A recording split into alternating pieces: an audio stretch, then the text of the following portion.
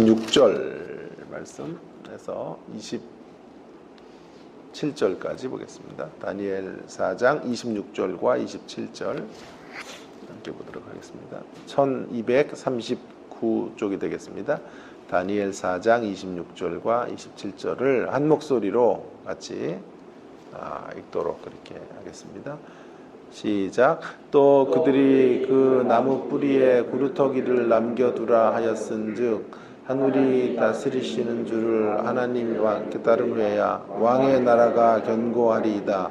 그런즉 왕이여 내가 아뢰는 것을 받으시고 공의를 행함으로 죄를 사하시고 가난한 자를 긍휼히 여김으로 죄악을 사하소서. 그리하시면 왕의 평안함이 혹시 장구하리이다 아니라. 아멘. 인생은 아름다워 세 번째 시간을 갖도록 하겠습니다. 만일 저에게 설교가 무엇이냐라고 그렇게 누군가가 묻는다면 저는 설교라고 하는 것은 깨달음을 위한 작업이다. 깨달음을 위한 작업이다. 이렇게 대답해 드릴 것입니다. 제가 재미나게 보는 프로, 기도하느냐고 TV 같은 거 잘 안 보는데요. 하나 보는 프로가 화요일 날로 바뀌었는데 불타는 청춘 뭐 이런 프로가 있어요. 그런데 저와 비슷한 연령층의 사람들이 주로 이제 싱글과 돌싱들이 모여서 왕년의 스타들이 그냥 무슨 형식도 없어요. 그냥 1박을 하며 함께 살아온 이야기들, 여러 에피소드들을 만들어가는 그런 프로인데요. 몇 주 전에는 특집으로 이렇게 다루었어요. 근데 이제 거기 강수지라고 하는 김국진 씨하고 결혼을 했는데 다시 재혼을 했죠. 그런데 거기 출연했던 한 연예인이 이제 50이 넘어서 결혼을 했어요. 그래서 너무 알콩달콩 살아가는 이제 비디오를 함께 이제 보는 시간을 갖는 거예요. 그러면서 이제 이런 얘기를 하더라고요. 사실 제가 20대에 결혼을 했는데 너무 철이 없어서 결혼 생활이 뭔지 아무것도 몰랐다. 그런 얘기를 하면서 이제 50에 다시 결혼을 했는데 지금이 딱 결혼하기 좋은 나이라는 것을 알았다. 그런 얘기를 하니까요. 옆에 있는 다른 분들이 그럼 50대가 결혼 정년기냐? 그래서 맞다고 또 그러면서 배꼽을 잡았는데요. 50이 결혼 정년기랍니다. 제가 무슨 말씀을 드리려고 하냐면 우리가 깨달을 때까지 만일 우리의 결혼을 지연하면 50이 결혼 정년기가 되겠죠. 그래서는 안 될 것 같고요. 지혜로운 사람은 20대에 이제 50대의 깨달음을 갖고 결혼을 하면 될 것이다. 이런 생각이 듭니다. 설교라는 게 뭔가? 설교라는 것은 삶으로 살아낼 시간이 없는 그 마지막 순간에 깨닫게 되는 것들이 있어요. 그런 깨달음들을 설교자를 통해 일찍 깨닫게 되어지고, 중요한 건 그런 깨달음을 갖고 살아내야 되는 거죠. 살아낼 수 있는 시간을 확보해 가는 게 매우 중요한 우리들의 신앙의 모습이 될 것입니다. 마지막에 땅을 치고 후회할 일들을 지금 깨달아서 이제 시간이 있는 동안 그 깨달은 것들을 살아내는 그런 삶으로의 촉구, 인도를 설교자들이 하는 것이다. 그런 생각을 합니다. 그래서 교회의 사역의 중심에는 늘 설교가 있어야 되는 것이고, 설교가 있어야 된다는 말은 그저 말씀을 전해야 된다, 또 길게 전해야 된다, 그런 뜻이 아니고요. 깨달음을 주는 강단이 있어야 된다. 깨우침을 줄 수 있는 강단이 있어야만 성도들이 마지막에 깨달을 걸 일찍 깨닫고 지금 살아갈 수 있어. 50대에 그런 깨달음이 왔으면, 조금 일찍 깨달았으면 어땠을까 이런 생각들을 우리가 하게 되는 것이죠. 오늘 제가 다니엘 세 번째 시간으로 다루려고 하는 주제, 인생은 아름다워 라고 하는 것인데요. 첫 번째 제가 다루었던 주제는 찬송의 깊이를 아는 인생의 자리로 초대되었기 때문에 인생은 아름답다라는 말씀을 드렸습니다. 두 번째, 인생이 아름다워 지난 시간에 함께 했는데요. 한계를 아는 인생의 자리로 우리가 초대되었고 그 한계를 알고 사는 것이 아름다운 일이다. 이제 오늘 제가 다룰 주제가 깨달음 혹은 깨우침이 있는 인생은 아름답다. 특별히 우리의 환경을 통해서, 주변 사람들을 통해, 더욱이 들려지는 말씀을 통해 깨우침이 있으면, 깨달음이 있으면, 그리고 그 깨달음으로 우리의 삶을 돌이킬 수 있다면 참 아름다운 인생이 되지 않겠습니까? 자, 그래서 오늘 그런 이야기 좀 하려고 그러는 거죠. 먼저 깨우침이 없으면 어떻게 되나부터 한번 생각을 해보고요. 깨우침이 있을 때 어떤 인생으로 아름다워지는지 그런 순서로 한번 본문을 생각해 보겠습니다. 먼저 깨우침이 없으면, 깨달음이 없으면 깨어지는 인생으로 추락한다. 깨어지는 인생. 이 대표적인 증거가 되는 인물이 느부갓네살이에요. 깨우침이 없으니까 깨어져요. 끝내 산산조각이 나죠. 바벨론 제국의 역사 가운데서 느부갓네살이라고 하는 사람은 세계를 제패한 제왕으로 기억될지 모르지만 성경의 가치로 그는 어떻게 소개되고 있습니까? 깨우침이 없어서, 깨닫지 못해서 끝내 깨어지고 산산조각 날 수밖에 없는 7년 동안 정신착란증 환자로 짐승과 같이 생활했던, 그리고 끝내 하나님의 심판으로 망했던 인물로 성경은 소개하고 있는 거죠. 우리가 오늘 읽은 본문 중에 27절인데요. 그래서 이제 이런 말씀이 나오는 거예요. 끝내 그런즉 왕이여 내가 아뢰는 것을 받으시고, 꿈이죠. 꿈의 이야기를 공의를 행함으로 죄를 사하고 가난한 자를 긍휼히 여김으로 죄악을 사하소서. 그리하시면 왕의 평안함이 혹시 장구하리이다 하니라. 하나님이 기다리시는 거죠. 하나님이 그가 회개로 돌아오기를 기다리셨다. 그 꿈을 통해서 그를 흔들어 깨우시려고 하시는 것이다. 그러니 궁극적으로 이 꿈을 주신 목적은 왕이 자기를 되돌이키고 깨우침을 받고 깨어 다시 하나님의 뜻을 따라 새로워지는 인생이 혹시 되신다면, 그러실 수 있다면 왕의 평안함이 장구할 수 있을 것입니다. 그렇게 다니엘이 말해주고 있죠. 그러나 끝내 그가 회개를 안 하죠. 그래서 7년 동안 정신병 환자로 살다가 그 후에 살짝 또 회개를 하긴 하지만, 그리고 영원한 패망으로 떨어지게 되는 산산조각이 나는 인생이 되었죠. 자, 왜 그럴 수밖에 없는지를 한번 좀 생각해 보려고 그래요. 왜 그럴 수밖에 없을까요? 왜 깨우침이 없으면, 깨달음이 없으면 깨어지고 마는가 하는 이유를 좀 생각해 볼 필요가 있겠어요. 왜 그러냐 하면요, 깨우치지 못하고 살면 깨우치지 못하는 영역만큼 교만이 채워지기 때문에 그래요. 깨우치지 못하는 그 영역은 교만이 틈을 노리고 침투에 들어오는 공간이 됩니다. 깨우침에서 제외된 마음과 심령, 그 심령은 교만의 텃밭이 돼요. 교만의 텃밭. 여러분, 높아져도 됩니다. 깨달음만 있으면 돼요. 깨우침만 있으면 높아져도 교만에게 틈을 주지 않을 수 있어요. 그러나 쉽지가 않아요.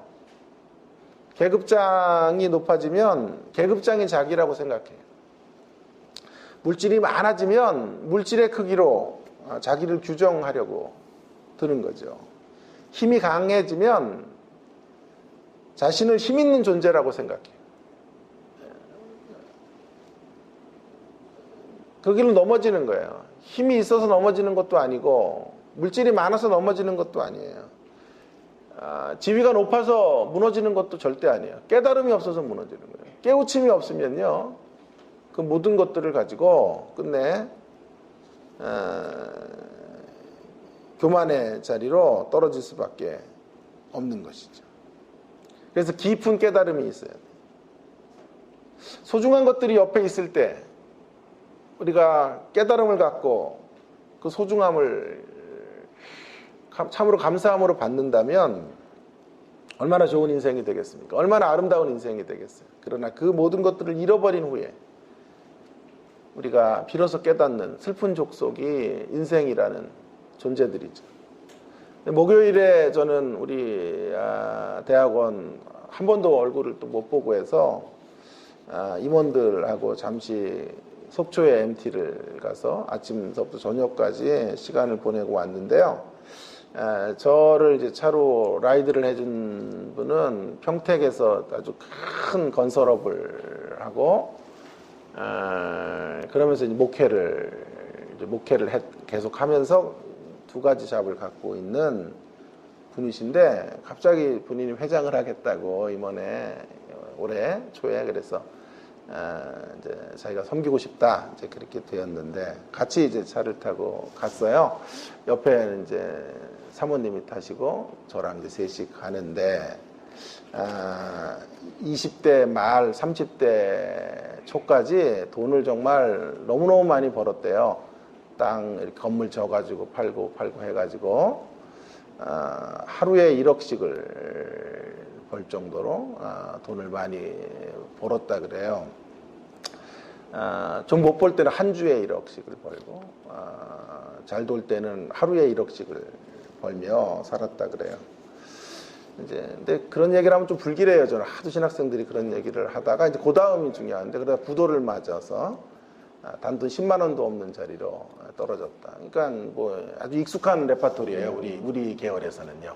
늘 간증하면 한때 뭐 수백억대 부자였다가 팔 돌아간 이야기, 목 꺾여서 온 이야기, 매일 그런 얘기를 들으니까 이 양반도 레파토리가 똑같네. 아주 기대를 놓고 졸까 했더니 근데 조금 달라요 이야기가.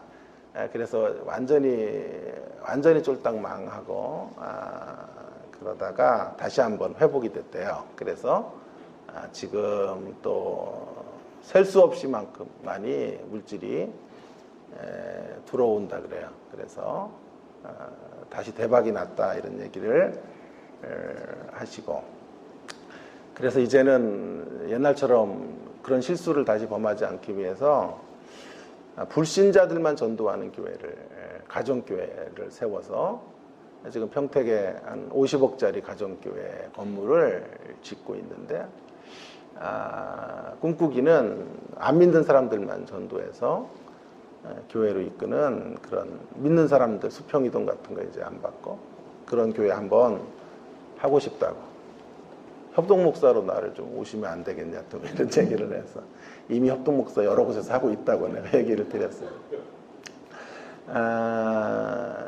여러분 그 실패의 자리가 없었으면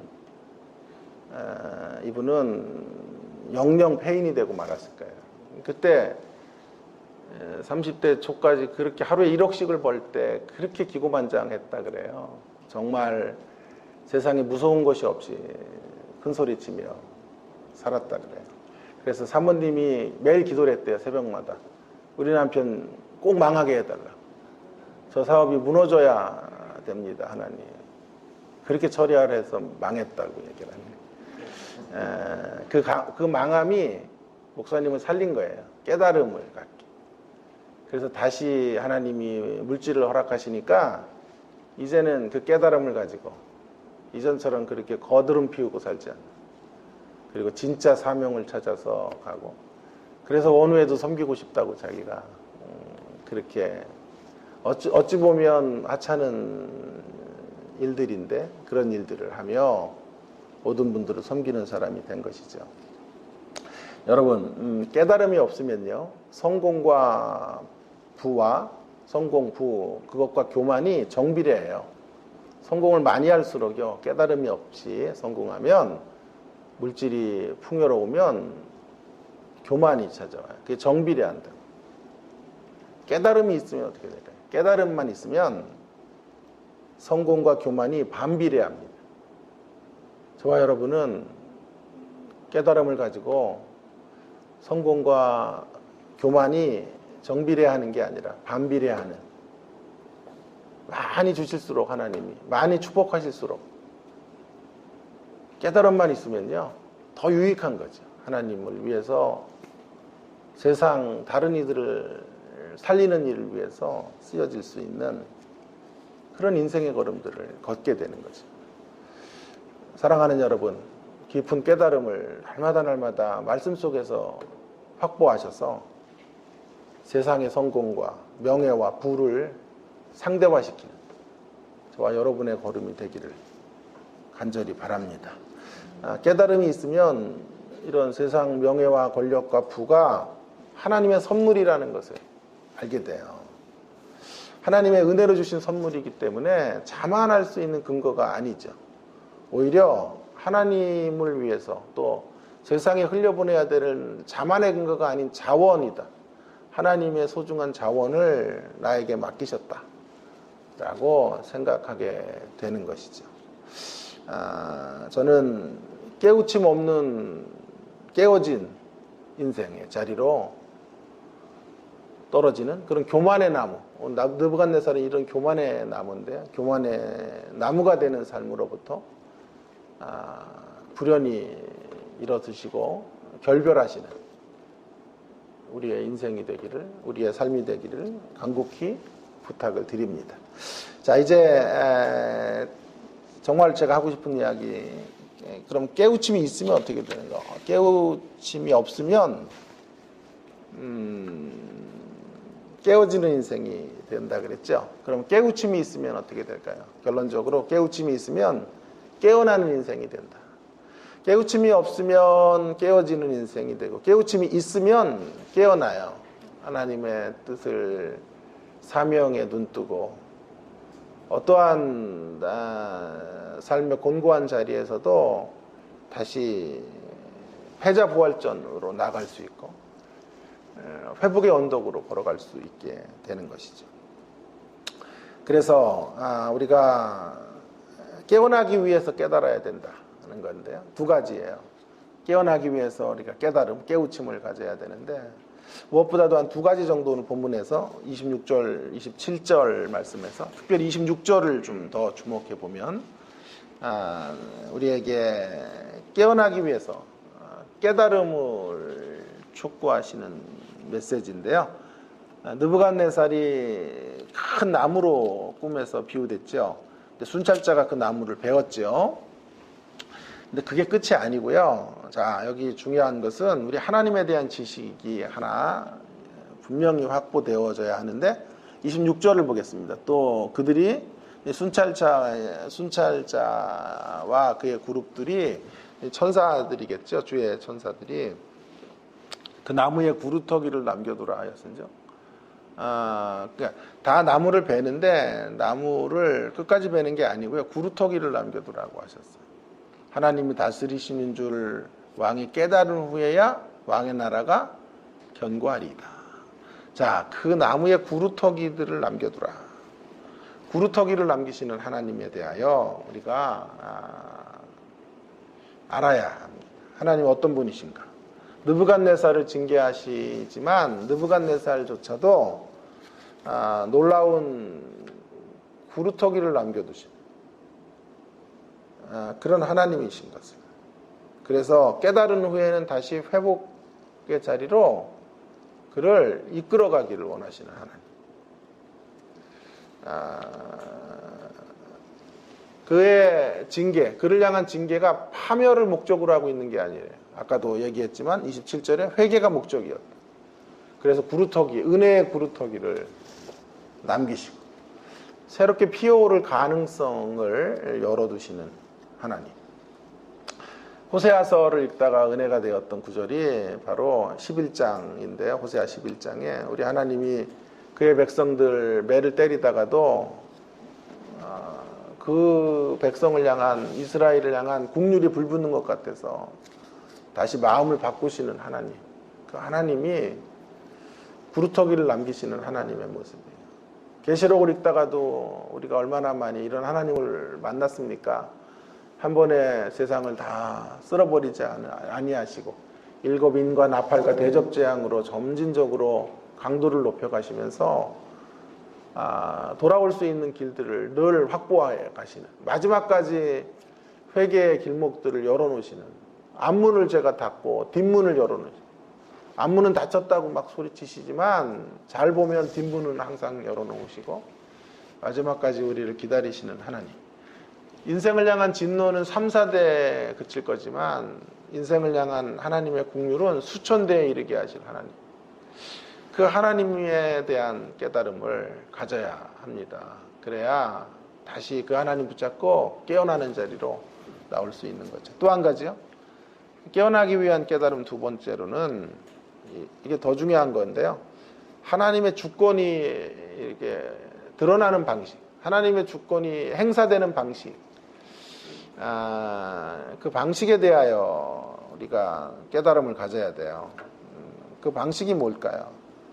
하나님께서 다시 역전의 드라마를 이루시고 그 어떤 곤고한 자리, 고통의 자리, 또 폐허의 자리 속에서도 다시 회복을 만들어 가시는 방법이 뭘까요?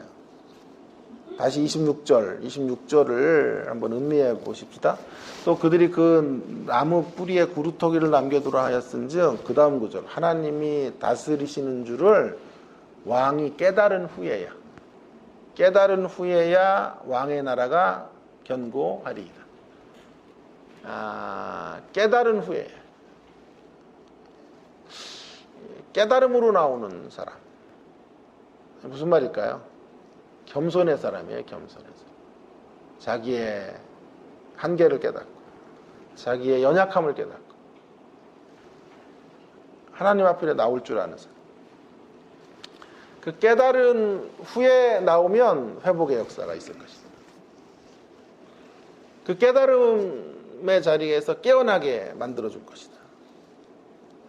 설사 우리가 바닥을 칠지라도, 더 이상 내려갈 곳이 없는 곳까지 내려간다고 할지라도 거기서 하늘을 향해 두 손을 들고 제가 잘못 살았습니다 라고 깨닫고 그동안 하나님의 마음을 너무도 아프게 하는 인생이었습니다 라는 것을 처절하게 깨우침받고 교훈받고 거기서 두 손을 하늘을 향해 지켜들면 하나님께서 국률의 손길로 느부갓네살을 붙잡아 주시겠다는 거죠. 느부갓네살에게 이 정도시라면 우리에게는 어떠시겠어요? 하나님의 자녀들은 두말할 필요도 없죠. 이것이 하나님이 인생을 회복하시는 방법이에요. 하나님의 주권이 어디에 임하냐 하면요, 이렇게 깨달은 인생, 깨닫고 이제 하나님을 향하여 새로운 인생을 살겠습니다라고 다시 한번 항복하는 생애들, 그런 생애들 속에 임하게 되는 것이죠. 그래서 거기에 유명한 목회자 중에 한 사람인 올리오트라는 이런 사람이 그런 말을 했네요. 어떤 면에서 가장 낮아진 자리가 가장 높이 계신 하나님을 향하여 절실하게 호소할 수 있는 장소이기에 그분이 우리를 치셔서 낮추신 것은 하나님이 죄인에게 베풀어 주시는 최고의 자비이다. 하나님 베푸신 최고의 자비의 자리는 그분이 우리를 치시고 낮추시는 자리예요. 왜냐하면 그 낮아진 자리에서 깨달음을 갖고 하나님 앞으로 나갈 수 있고 하나님의 은혜를 절실히 구할 수 있기 때문에 어쩌면 그 낮아진 자리가, 낮추신 자리가 최고의 자비의 자리가 될 수 있다 라고 말씀하고 있는 것이죠. 깨달음이 있는 인생, 깊이 하나님 앞에 자기를 되돌이킬 수 있는 사람, 그런 인생들에게 하나님은 찾아오셔서 하나님의 주권적 역사들을 다시 이루어 가시는 거죠. 그렇게 겸손한 자, 그 겸손한 자의 가장 중요한 특징으로 제가 거론하는 것 중에 하나가 여러 가지가 있으나 바로 한없이 자기를 낮추는 사람의 모습은 기도예요. 기도하는 자. 왜냐하면 기도라고 하는 게 뭐냐면 피조물의 존재 방식이라고 제가 말씀을 누누이 드립니다. 우리 광야 같은 인생길 살다가 가는 건데요. 광야 같은 인생길 그냥 살다 오라 그러지 않으셨고 선물들을 몇 개 주셨어요. 광야를 잘 건너갈 수 있도록. 그 중에 하나가 기도예요. 기도의 방식을 따라 살다 오느라라고 말씀해 주셨어요. 기도의 방식이라고 하는 건 하나님 앞에 구걸하는 방식이에요. 우리 인생이 아무것도 아닌 것을 알고 내가 제로가 되고 하나님이 모든 것이 되어 하나님 앞에 바짝 엎드려 하나님의 도움을 구하는 그런 인생의 걸음 속에서 공급해 주시는 것들로 살다가 오라고 우리를 이 광야 같은 세상에 보내신 거예요. 그래서 가장 위험한 기도에 대한 오용, 잘못된 오해가 뭐냐 하면 기도에서 받았다고 생각하는 거예요. 아니에요. 기도에서 받은 게 제일 원인이 아니에요. 제일 원인은 기도에 응답하시는 하나님이 허락해 주신 거예요. 그걸 놓치고 내가 열심히 기도해서 받았다라고 생각하는 것은 그 기도는 2차적인 원인이에요. 1차적인 원인은 기도 가운데 하나님이 역사하시기로 작정하신 하나님의 일하심이에요. 2차적인 원인은 우리가 열심히 기도하게 된 거죠. 그러나 제가 지금 말씀드리는 건 뭐 기도의 양을 말하는 게 아니에요. 기도의 횟수를 말하는 것도 아니에요. 기도의 열자라고 말하는 것도 아니에요.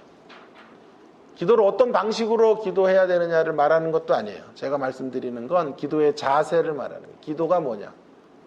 기도의 자세라 하는 것은 이거죠. 내가 파산된 존재로 나 자신을 생각하고 인식하고 하나님 앞에 바짝 엎드리는 거죠. 내가 파산된 실존이기에 나에게서 내 운명을 바꿀 만한 힘도 능력도 재주도 없는 거죠. 그것을 인정하고 그분을 향하여 절실하게 절박한 손을 뻗치는 것. 그게 기도인 거예요. 그런 자세로 나오는 거예요. 얼마나 오래 기도하느냐보다 바로 이런 자세로 하나님을 향해서 단 몇 분의 기도를 드린다고 해도 바로 이러한 겸손한 기도죠. 하나님의 은혜를 구하고 도우심을 간구하는 기도. 그런 기도자가 겸손한 자이고 깨달음을 갖고 있는 인생이다. 오늘 본문에서 다시 한번 더 주목해야 될 것이요. 느부갓네살이 늦은 감은 있으나 7년의 징계를 받고 하나님께 돌아와요. 겸손의 길로 나와요. 자, 그거 한번 확인해보고 이제 기도를 오늘 말씀을 마치려고 그래요. 32절, 33절에 보시면 32절과 33절에 느부갓네살이 이러한 다니엘의 꿈 해몽과 경고의 메시지를 듣고도 다시 또 교만해졌던 것 같아요. 그래서 28절부터 보면 이 모든 일이 다 느부갓네살 왕에게 임하였느니라고 하면서 이 느부갓네살이 왜 그런 심판을 받을 수밖에 없었는지 이제 그것이 교만이에요. 30절에 있는 것처럼 교만하고 그래서 자기의 나라가 영원할 것처럼 또 떠들어댄 거죠. 그래서 이제 어떻게 됐냐 하면 4장 30절에 이렇게 30절부터 볼게요. 교만할 때 어떻게 됐냐 하면 나 왕이 말하여 이르되 이 큰 바벨론은 내가 능력과 권세로 건설하여 나의 도성으로 삼고 이것으로 내 위엄의 영광을 나타낸 것이 아니냐 하였더니 교만할 때 이 느부갓네살은 내가 했다고 말하잖아요. 나 주어가 나예요. 나 왕이 말하여 이르되 내가 한 것이다. 정상인은 36마디에 한 번씩 나를 말한다 그래요. 근데 정상이 아닌 정신 이상이 오면 12마디에 한 번씩 내가 내가 이렇게 얘기를 한다 그래요. 그래서 잘 그걸 확인해 보세요. 예? 맨날 내가 뭐 했다 그러고 내가 뭐라 그러고 한 12마디 한마디씩 그렇게 하면 아 맛이 같구나 이렇게 생각하면 정확한 거예요. 정상인은 36마디에 한 번씩 나를 거론하고 비정상인은 정신 이상자는 12마디에 한마디씩 나를 거론한다. 여러분 이 느부갓네살은 바로 자기에게 도취되어 있는 사람, 자기 신화를 스스로 만들어가는 사람입니다. 자 그러다가 이제 매를 맞죠. 그가 32절 33절에서 그래서 마치 7년 동안 짐승처럼 소처럼 풀을 먹으며 그렇게 사는 인생의 비극적 자리로 떨어져요. 바닥을 쳐요. 그리고 나서 너무 늦었지만 늦은 감이 있지만 돌아와요. 34절을 한번 보겠습니다. 34절 35절에 그 기한이 차서 나 느부갓네살이 하늘을 우러러 보았더니 내 총명이 다시 내게로 돌아온지라 이에 내가 지극히 높으신 이에게 감사하며 영생하시는 이를 찬송하고 경배하였나니 그 권세는 영원한 권세요. 그 나라는 대대에 이르리로다. 땅의 모든 사람들을 없는 것 같이 여기시며 하늘의 군사에게든지 땅의 사람들에게든지 그는 자기의 뜻대로 행하시나니 그의 손을 금하든지 혹시 이르기를 내가 무엇을 하느냐고 할 자가 아무도 없도다. 완전히 바뀌었죠. 주어가 바뀌었는데요. 형식적인 주어는 나 느부갓네살인데요. 예. 그래서 여기서 중요한 건 형식적 주어는 여전히 느부갓네살인지 몰라도 중요한 주어가 의미적이고 내용적 주어가 지극히 높으신 하나님이 하셨다로 바뀐 거죠. 형식적 주어는 실질적 주인과 주어의 보조어에 불과한 자리, 수식어나 장치로 떨어져 버리고 말았죠. 이게 겸손이에요.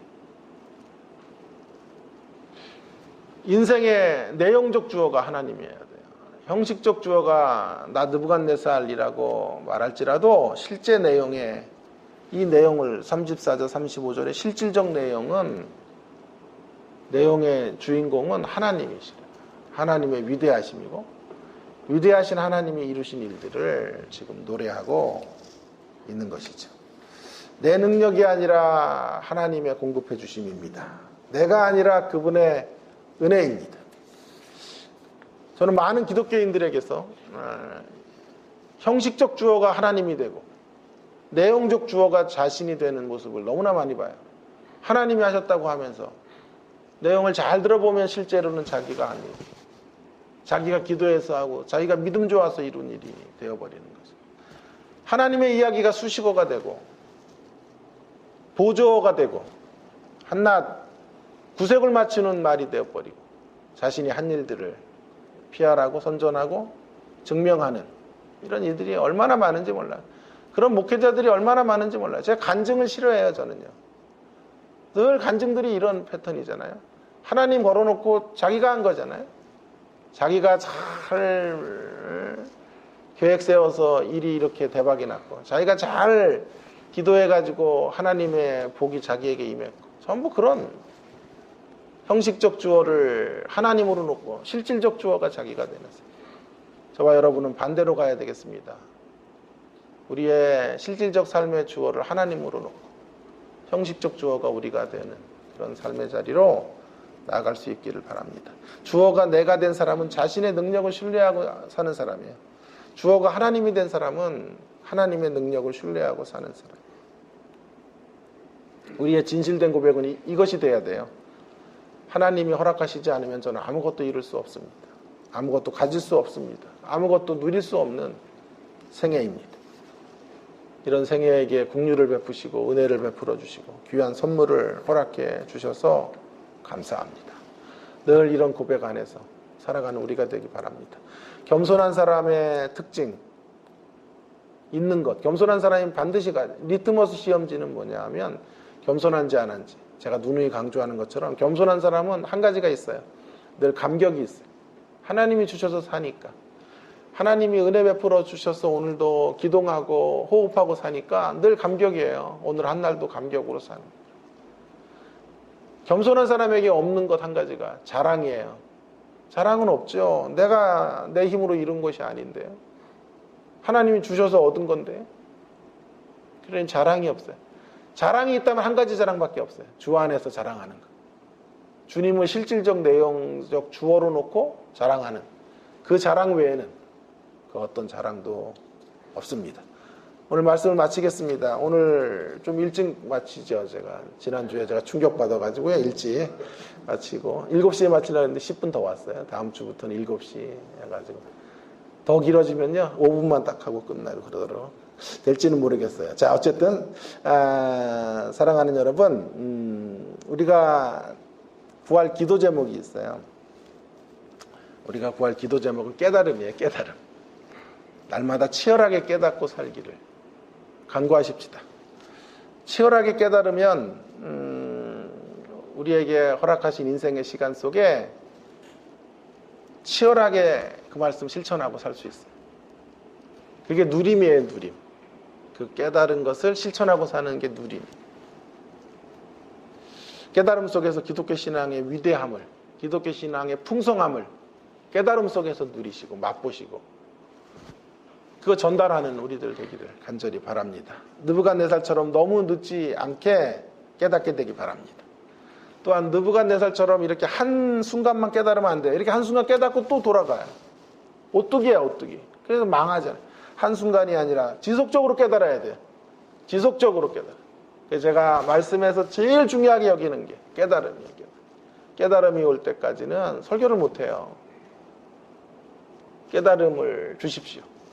늘 날마다 하나님 앞에 말씀을 펴놓고 제가 간구하는 첫 기도의 제목은 우리 성도님들이 먹고 누리고 풍성히 맛보고 마지막 날 후회할 것 앞당겨서 살아갈 수 있는 그 깨달음, 그 깨달음을 이 설교 한 편에 주님 담아주십시오. 그 깨달음으로 살아가는 우리 되기 바랍니다. 깨달음이 없어서 깨어지는 자리가 아니라 깨달음과 함께 깨어나는 자리로 걸어 나오시는 저와 여러분 모두가 될 수 있기를 주님의 이름으로 축원합니다. 함께 기도하기 원합니다. 우리에게 주신 다른 기도보다 우리가 오늘 좀 정말 간절히 기도해야 될 것은 깨달음이에요. 깨달음. 하나님 깨달음을 주십시오. 오늘 성구가 되는 구절이 이거죠. 또 그들이 그 나무 뿌리에 구루터기를 남겨두라 하였은즉 하나님이 다스리시는 줄을 왕이 깨달은 후에야.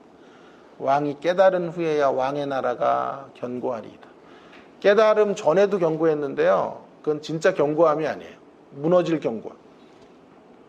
무너짐이 예고된 견고함이에요. 그러나 깨달은 후에 견고하면 그 진짜 견고함이 깨달음을 갖고 깨우침을 받고 견고해지는 우리 되면 좋겠어요. 깨달음이 있는 견고함, 그런 생애로 주님 살게 하셔서 마지막 땅을 치고 후회할 일들 지금 깨달아서 우리에게 주신 인생의 시간 속에서 깨달은 대로 실천하고 깨달은 대로 섬기고 깨달은 대로 주의 뜻을 이루어가는 저희가 되기를 원합니다. 동성으로 함께 같이 기도하겠습니다. 하나님 아버지, 오늘도 저희들에게 깨달음을 주시고 하나님 말씀을 주셔서 하나님 아버지 말씀 가운데서 하나님의 뜻을 분별하며 나아갈 수 있는 저희들이 되도록 인도해 주셔서 감사합니다. 하나님 아버지, 저희들이 주의 말씀을 깨우치고 깨달으면 하나님 아버지 참으로 깨어지지 않고 하나님 깨어나는 인생 걸음들을 걷게 될 줄로 믿습니다. 하나님 아버지, 아픈 대가를 지불하고 깨닫지 말게 하시고 하나님 오늘 이렇게 살만한 자리에서 하나님의 뜻을 깨달아 붙잡고 나아가는 하나님 아버지, 저희들이 아버지 될 수 있도록 인도해 주시옵소서. 깨달은 자로 하나님 부강하고 깨달은 자로 강건하고 깨달은 자로 힘있게 이 땅을 살아가는 하나님의 자녀들이 될 수 있도록 함께해 주시기를 원합니다. 하나님이 찾으시는 사람 늘 겸손하고 깨달음 가운데서 움직여가는 인생임을 믿습니다. 하나님 아버지, 나를 낮추며 하나님 앞에 두렵고 떨림으로 날마다 서서 하나님 아버지, 우리 인생의 실질적인 주어, 내용적 주어를 하나님으로 놓고 하나님 살아갈 줄 아는 저희들이 되도록 함께 해주시기를 간절히 원합니다. 하나님 아버지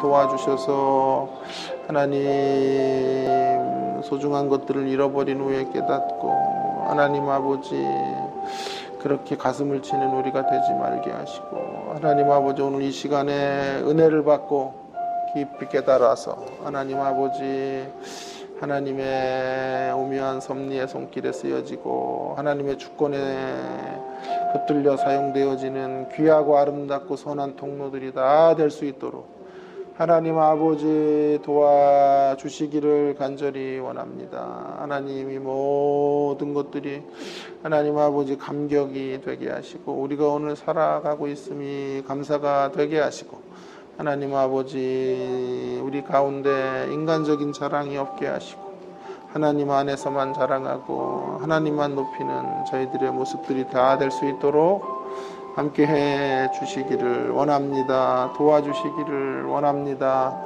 아버지 하나님 역사해 주시옵소서. 주여 같이 해 주시옵소서. 은혜를 베풀어 주시기를 소망합니다. 계속해서 우리 교회를 위해서 기도해 주시기를 바랍니다. 우리 교회는 아름다운 인생들로 지어져가는 사람들, 그 사람들이 만난 교회이기 원합니다.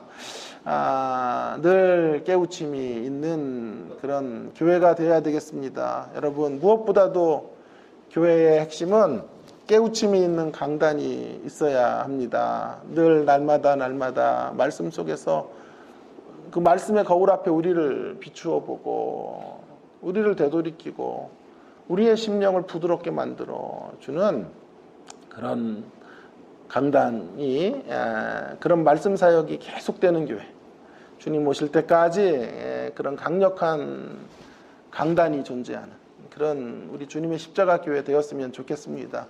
우리 서목사님을 위해서 그래서 더욱 간절히 우리가 기도해 드려야 하고 부족한 저를 위해서도 여러분 기도해 주시기를 바랍니다. 그래서 늘 깨달음 속에서 뉘우치고 깨달음 속에서 돌아오고 깨달음 속에서 부둥켜 안고 깨달음 속에서 우리 자신들을 부인하며 그렇게 걸어가기 원합니다. 너무 늦게 깨닫지 않게 해주시기를 기도해야 합니다. 너무 아픈 대가를 지불하고 깨달으면 안 돼요. 너무 소중한 것들을 다 잃어버리고 깨달아도 그 깨달음이 귀하지만 아프잖아요. 그러니 살만한 자리, 이 편편한 자리, 편안한 자리에서 깨달으면 깨어나게 되죠. 깨달으면 깨어지지 않아도 되잖아요. 깨어지지 않고 깨달음으로 깨어나서 아름답게 하나님의 주권 속에 쓰여지는 우리 공동체가 되고 우리 주님의 십자가 교회가 되고 성도님들 한 사람 한 사람이 바로 그런 도구들이 될 수 있기를 위해서 동성으로 함께 기도하고 마무리하겠습니다. 특별히 내일 있을 야외 예배 우리 함께 오랜만에 우리가 또 교제를 나누게 되는데요. 모든 분들이 다 참여할 수 있기를 위해서 또 날씨도 주관해 주시고 모든 일정 오고 가는 일에 사고가 없도록 하나님께서 안전을 지키시고 코로나로부터도 우리를 지켜주셔야 되겠습니다. 그래서 정말 행복한 시간들 의미 있게 서로 한 발씩 다가가고 서로 더 깊이 마음의 문을 열고 교제하는 그런 식탁의 공동체를 이루는 영적 식탁 공동체가 만들어지는 그런 하나님 주일 예배 모임이 되도록 함께 해달라고 통성으로 같이 간절히 기도하고 마무리하겠습니다. 기도하겠습니다. 하나님 아버지 은혜를 감사합니다. 하나님께서 우리 주님의 십자가 교회를 이곳에 세워주셨는데 하나님 아버지 이 주님의 십자가 교회를 통하여 하나님의 뜻이 이루어지길 원합니다. 하나님의 영광이 드러나기를 원합니다. 하나님의 살아계신과 위대하신과 권능과 하나님의 주권이 하나님 우리를 통해 드러날 수 있기에 소망합니다. 하나님 아버지 주님의 십자가 교회입니다. 주님의 십자가 교회로서 세워지기 원합니다. 주님의 십자가 교회답게 하나님 앞에 만들어져가는 교회 되기를 원합니다. 도와주시고 하나님의 위대하심을 반영하는 아름다운 공동체로 세워져 가도록 인도하여 주시옵소서. 하나님 아버지 우리 공동체 우리 교회가 늘 하나님의 깨달음 안에서 함께 교제하는 공동체이기를 원합니다. 인간적으로 서로 좋고 인간적으로 하나님 아버지 우리의 마음이 통해서 만나는 그러한 사교 모임이 아닙니다. 하나님 아버지 하나님의 아픈 깨달음의 말씀들을 통하여 하나님 아버지 깨어나기 위한 깨달음의 자리로 하나님 우리가 나아가야 되겠습니다. 깨우침을 받고 하나님 아버지 깨우침이 없을 때 깨어질 수밖에 없는 인생으로 추락하게 되는 그 비극을 하나님 살지 않아야 하기에 깨우침으로 깨어날 수 있는 하나님 아버지 저희들의 인생의 걸음들이 되어지기를 소망합니다. 도와주시고 하나님 아버지 역사해 주시고 날마다 낮아진 자리에서 하나님의 이름을 부르며 주의 도우심을 간구하며 우리를 긍휼히 여겨주시기를 위하여 기도하고 우리 자녀들을 긍휼히 여겨주시기를 하나님 앞에 간구하며 나아갈 수 있는 우리의 인생들을 긍휼히 여겨주시기를 원하며 하나님 앞으로 그렇게 걸어나아가는 주님 저희들의 모습들이 되도록 도와주시옵소서. 한없이 두려워하며 하나님을 경외하는 자리로 나아갈 수 있는 심령들이 되게 하여 주시옵소서. 하나님 아버지 우리의 삶의 실질적 주어가 하나님이 되도록 도와주시고 하나님 아버지 언제나 겸손하고 언제나 고개 숙이며 하나님 앞에 그렇게 아름다운 생애의 길을 걸어갈 수 있는 주의 귀한 백성들 다 되도록 함께하여 주시고 역사하여 주시옵소서. 주여 은혜를 베풀어 주시기를 원합니다. 하나님 아버지 오늘도 저희들에게 귀한 생명의 말씀을 허락해 주셔서 감사드립니다. 깨달음이 없으면 깨어지는 인생으로 추락할 수밖에 없음을 알게 해 주셔서 감사합니다. 그러나 깨달음이 있으면 다시 깨어날 수 있는 다시 회복될 수 있는 인생이 되어 참 아름다운 신앙의 모습으로 설 수 있음도 알려주셔서 감사드립니다. 날마다 깊이 주의 말씀을 깨닫고 하나님 아버지 다시 깨어나는 저희들 모두가 되게 하여 주시옵소서. 너무 아픈 시간을 지나고 깨닫지 말게 하시고 하나님 이렇게 살만한 자리에서 하나님이 주시는 말씀으로 깊이 깨닫고 깊이 깨우쳐서 하나님 아버지 하나님의 주권 속에 쓰여지는 겸손의 통로들 다 되도록 함께하여 주시옵소서. 하나님 아버지 느부갓네살과 같은 이러한 깨달음 없는 무지한 인생의 길들을 걷지 않도록 도와주시기를 간절히 원합니다. 날마다 하나님 앞에서 우리 자신들을 낮추며 우리의 삶의 실질적이고 내용적 주어를 하나님으로 놓고 살아가는 저희들이 되도록 함께하여 주시옵소서. 하나님 아버지 우리 교회를 위해 기도합니다. 늘 깨달음으로 고동치는 말씀이 줄다름질 치는 그런 주님의 십자가 교회이기를 간절히 원합니다. 살아있는 강단으로 하나님 날마다 새롭게 해주시고 하나님의 불의 말씀들이 선포되어지게 하셔서 하나님 말씀 앞에서 말씀의 거울로 우리 자신들을 비추어 보는 일들이 매 주일마다 계속되어질 수 있도록 함께하여 주옵소서. 특별히 하나님 내일 주일날 모처럼 우리가 야외로 나아가 함께 행복한 시간을 가지려고 합니다. 하나님 오고 가는 모든 일정 속에 함께 하시고 진정한 식탁 공동체를 함께 누리며 맛보며 그렇게 교제해가는 복된 시간 되도록 은혜를 베풀어 주시옵소서. 코로나19의 위험 속에서도 우리를 지켜 보호하여 주시기를 간절히 원합니다. 함께하여 주옵소서. 예수님 이름으로 간절히 기도 올리옵나이다. 아멘.